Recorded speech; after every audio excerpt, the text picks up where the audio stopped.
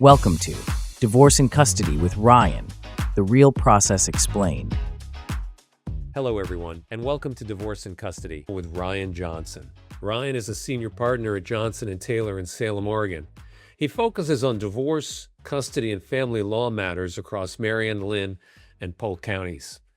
This podcast provides practical guidance for individuals who are considering divorce or maybe already navigating a family law case. In this episode, we take a closer look at what happens at the beginning of a divorce case in Oregon and what to expect after the process starts. Hi, Ryan. Good to see you. Good to see you, Sean. How are you? I'm doing okay. I'm looking forward to, delving more into this topic with you. I know in our last inaugural episode, we did a kind of a broad overview of the divorce process in Oregon, and now we're at the beginning, right? The divorce is filed. What happens first? Yeah. So once the divorce is filed, there's a couple things that are triggered upon service of those documents on the spouse. So what we're talking about is called a statutory restraining order. So a lot of people get that confused with, I have a restraining order against my spouse. Well, Yeah. no, not really. What you do is you have a restraining order on certain assets, such as your spouse then can't, and neither can you, cancel health insurances. You can't make major large expenditures without approval of the other party. So what they're basically doing is the court is saying, we filed a divorce, everybody hold still. No moving pieces. We got to get this thing figured out. And Yeah. so that's one of the things that is important to recognize when you file a petition. You are stuck, you've stuck yourself with certain restrictions.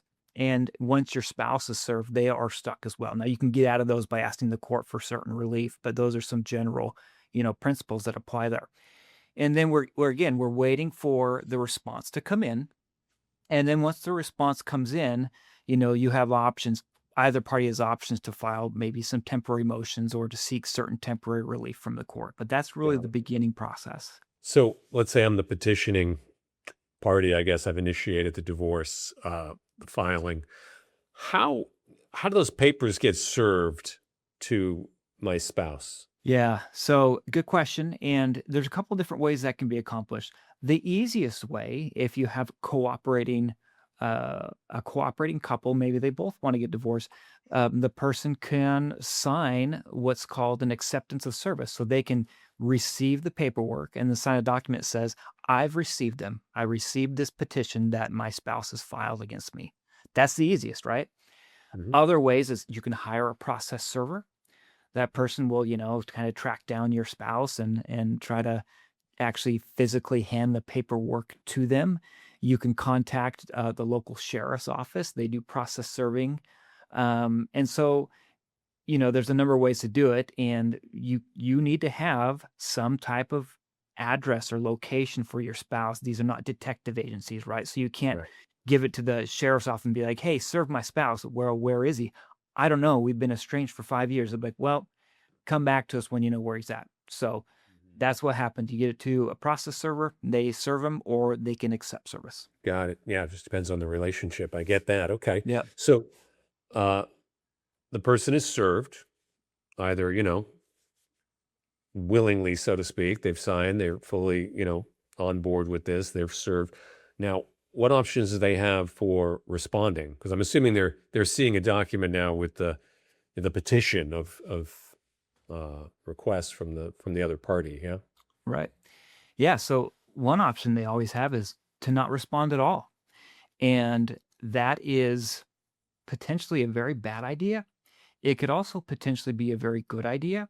So let me give you an example. Let's say the petition outlines, hey, we have agreed to this custody arrangement, this parenting plan, this specific division of assets. Then you don't need to necessarily respond if you like everything that's being asked for.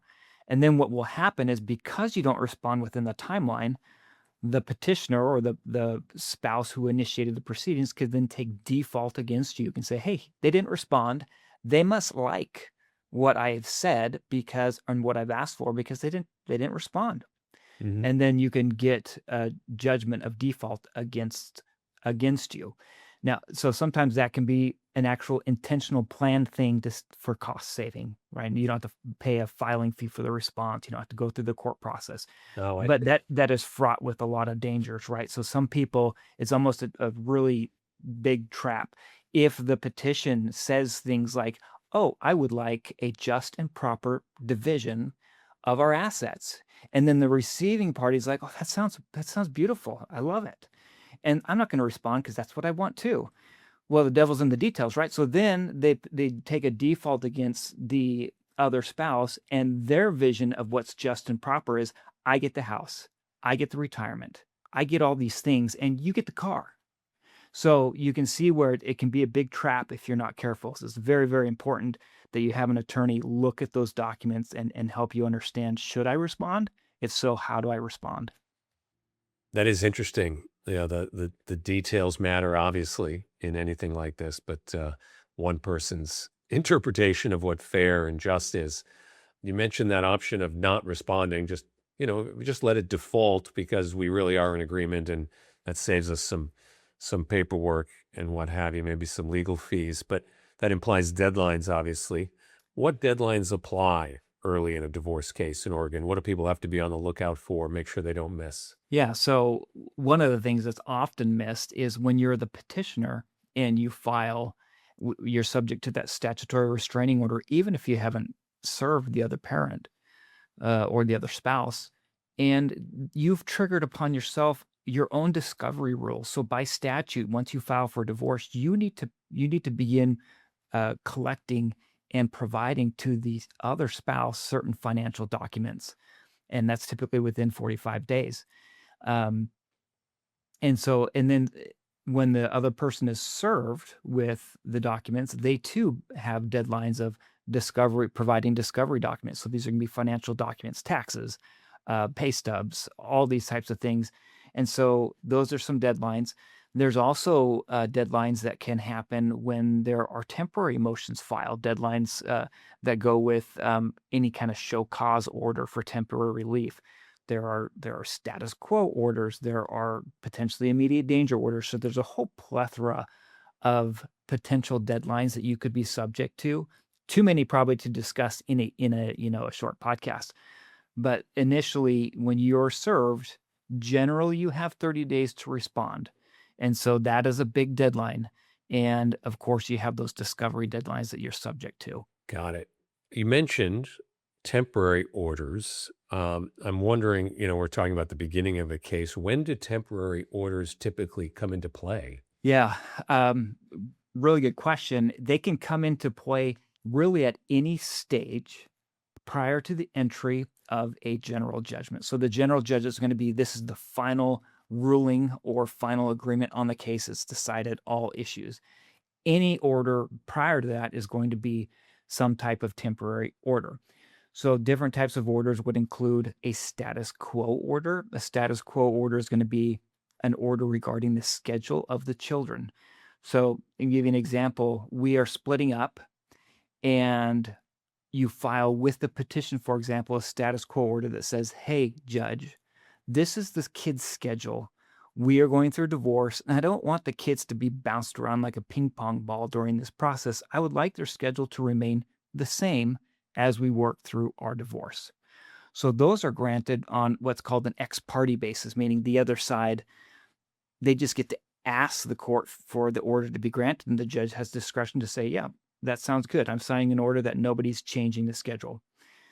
Other types of orders are orders such as temporary motions for custody, temporary motions for a permanent changing parenting plan. Maybe that's different than the schedule that the children are used to. And then those have their own deadlines. So typically, though, we're looking at status quo orders, which captures the children's schedule the way it's always been, or you're looking for temporary orders that says, hey, we need to come up with a new schedule for the kids because we're getting a divorce. Got it.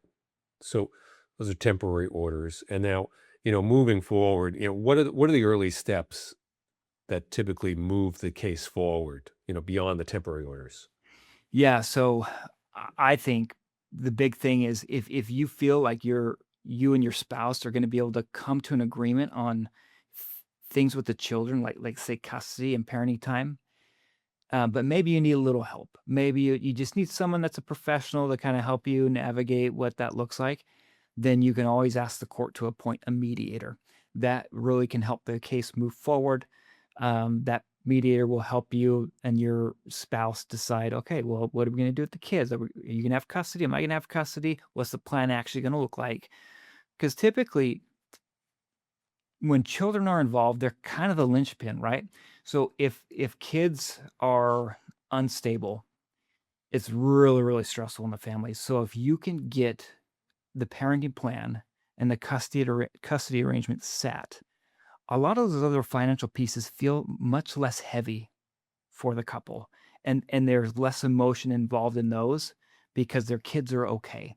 So if you want to move the case forward, work with the mediator on Hmm. getting a plan for the kids. And then the second piece to that would be get your discovery documents to your attorney. Like, quit sitting on your butt and be like, oh, how many times I'm like, I just need you to give me your financial statements. I need you to give me your taxes.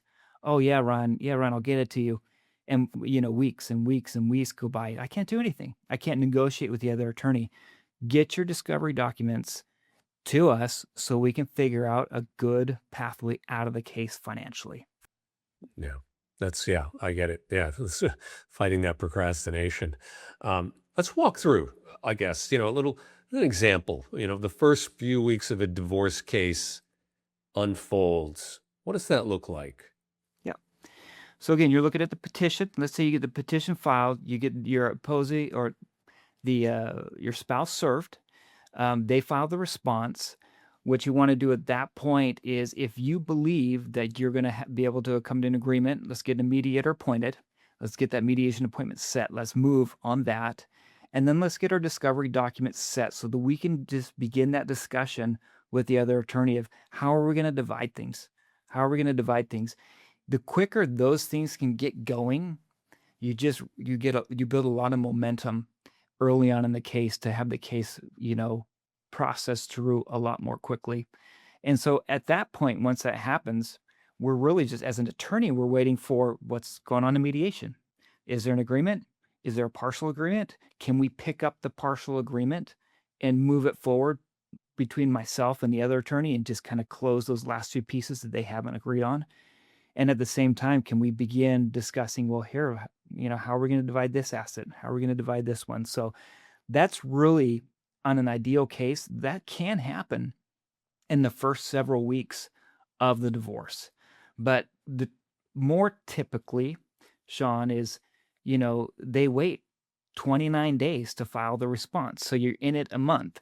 Maybe it took 2 or 3 weeks for the sheriff's office to serve them. So you're in it 3 weeks. They take another 30 days to respond. You're not sure if you're going to get a mediated agreement. So maybe you don't do mediation. You just kind of sit there and you're waiting for discovery to go in. So I'm speaking on ideally, but more practically, those first few weeks can be simply, we file the petition, we're waiting for the response, and nothing's happening. That can be pretty Yeah, frustrating. frustrating. I mean, you've kind of touched on it, but just with the few minutes we have left, you mentioned discovery documents and certain things that should be, you got to be just get on it, take care of it. It's going to have to get done. But there's people listening here. They're at an early stage of the process. What are the most important next steps to keep the case moving forward? Yeah, I mean, maybe this is going to sound, maybe, I don't know if arrogant's the right word or self-aggrandizing, but man, listen to your attorney. So people always ask me, hey, my spouse got this attorney and I've heard they're a good attorney. And I'm like, that is great. Like, you want your spouse to have a good attorney. And here's why.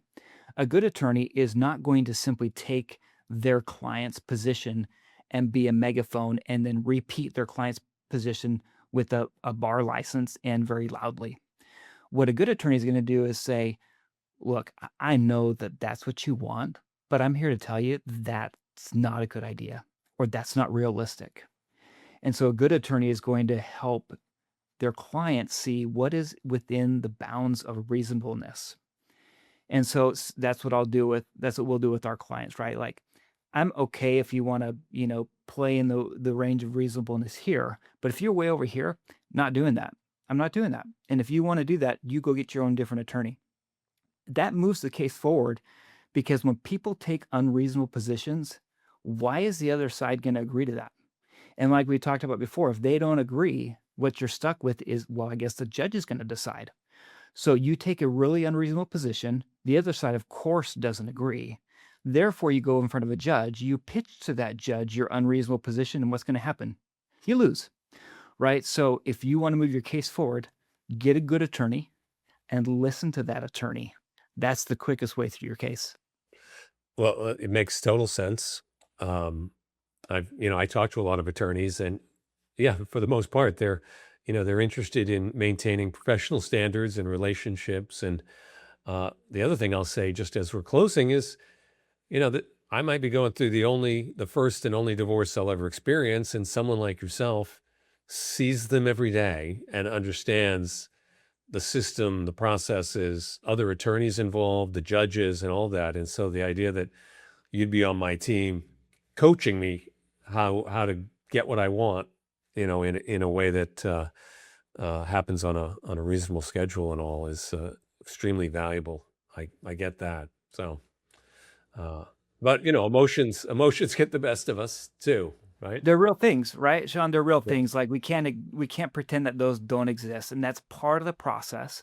But that's why you can be emotional over there, and that's fine. I'll be rational and logical over here, and we'll work together fine. That's awesome. Well, Ryan, we're out of time, but another great chat, and I look forward to seeing you on a future episode. Okay, thanks, Sean. Appreciate it. You bet. That's it for today's episode of Divorce in Custody. Ryan Johnson. If you're considering divorce or dealing with custody matters in Marion, Lynn, or Polk counties, you can learn more about Ryan and the team at Johnson & Taylor by visiting the website johnsontaylorlaw.com. You can also call 503-990-6641. And be sure to subscribe, leave a review, share a link of the episode, and make sure you don't miss anything in the future. We appreciate it very much. I'm Sean O'Connor. Have a great day. Thanks for watching. Be sure to hit that like and subscribe button and leave us a review in the comments.